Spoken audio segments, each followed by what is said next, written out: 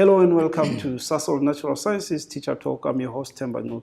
Today, we shall be discussing one of the most exciting, and fascinating section in the teaching of natural sciences at the level of GET. The planet Earth and beyond has remained as one of the key areas which, in all fairness, I think we can do better in that section. Now, joining us today is somebody who has got lots of experience, the right expertise to try and advise it so that we may improve in terms of our teaching practice. Simphiwe, welcome to Sasol Teachers Talk.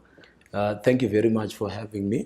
It's always a pleasure, to bring people in, of your kind who have got the kind of expertise, maybe just to unpack to us in terms of layman's language, what exactly happens as far as planet Earth and beyond. But, before we get carried away, that is, not everybody knows who Simphiwe is. Who is Simphiwe?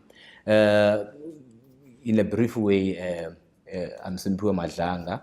I am a SAGNASP registered earth scientist, and I'm currently employed as a science communicator. Okay. What exactly does that entail? All right. Being an earth scientist, in my particular case, I studied geology and geophysics up till honors level, and I currently work at a research facility that does research in astronomy and space geodesy. Which is study of the Earth using space-based technology. Yeah. So there's lots of technology. You can't run away from that. Yes, lots of technology.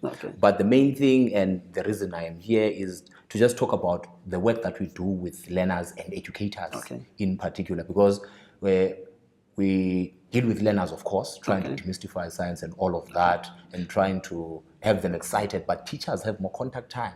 And so when you empower them, your reach is much in a nutshell, you simply saying that one of your areas is in terms of capacity building for teachers. Simply, I've been mentioned to colleagues. I think many out there will affirm to that, to say that this section of planet Earth and beyond, it can be done, in an exciting way. And in a way, the reality on the ground is that some of us maybe have tried to circumvent it, try and avoid it, but nonetheless, it has to be done. What makes it so special, as a discipline in terms of natural sciences? It is most special, in my opinion, in that it brings all the sciences together.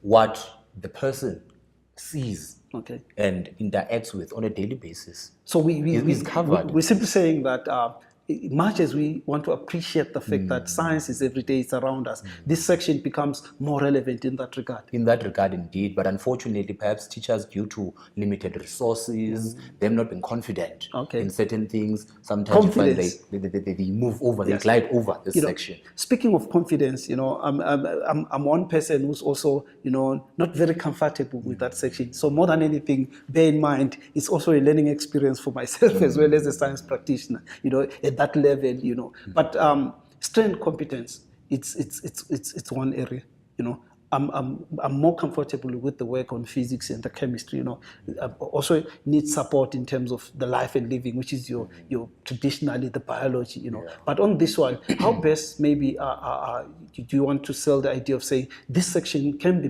made more exciting for the learners? It can definitely be made more exciting with activities that they can relate with real life and involving them.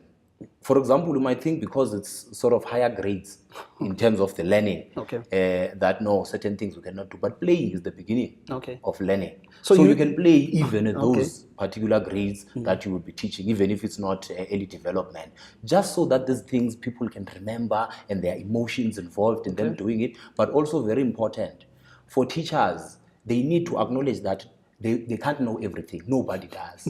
And so when they encounter things where they're not confident and don't know much, go out there and try to get the resources, and you'll be comfortable as you deal with more information and resources and people like myself and others at other facilities, so sharing. The kind of collaboration is what you very much want to encourage. Definitely. Now, just to drift the gears, we're going to be teaching the atmosphere with special focus on the solar system, as well as the atmosphere, as a broader concept. Just kindly unpack to us, some of the aspects that we shall be engaging on it during the course of our discussion. All right. Having said I'm an earth scientist, I have this fascination with all these things.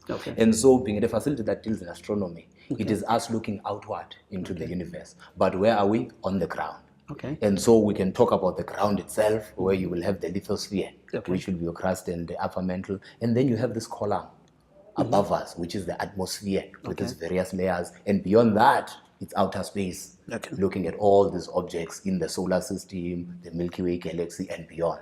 And also, one can't help but also recognize, the sense of wonder and awe, in the vastness of our universe. Maybe that's one of the aspects that we fairly need to work on, as teachers, But I fully understand that, yourself, the passion for science. Quickly, in 10 seconds, where does it come from?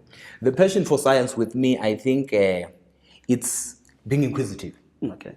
Encountering these things, yes, you'll have prior knowledge. Okay. You'll have things you get from the environment, having had them at home and all of that. But then when you study science, you get answers to these questions, or some of them that you have had, and you have this formal way in which they are explained and how one affects the other. Okay. But then, it immediately reminds me of, one of the quotes, from one of the good science practitioners. He says to us, Themba, the scientist, is not the child who gives the correct answers, it's that child who asks the right questions, being inquisitive. Indeed. I'm so, I'm so fascinated about our discussion today, looking forward to it. But because of time constraints, we shall take a short breather and then we delve much into detail, the bolts and nuts. That's, I think you're very much looking forward to that. Colleagues, that was as far as the opening remarks in terms of the course of our discussion today. Hopefully, you've also captured the sense of what exactly we shall be entertaining in our discussion.